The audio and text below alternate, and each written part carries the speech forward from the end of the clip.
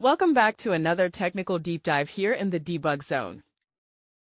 Today, we're tackling a big question and breaking it down with insights from other users. Hopefully, this clears up some misconceptions and helps you get the answer you need.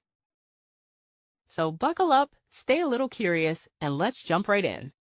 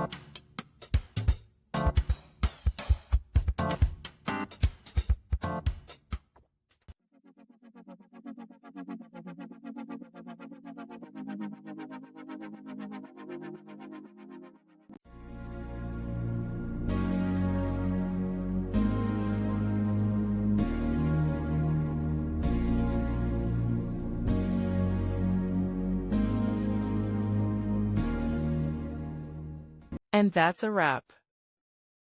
I hope you found the answer you were looking for. If you did, take a second to hit that subscribe button. It really helps out. And let me know in the comments which solution worked best for you. See you next time in the debug zone.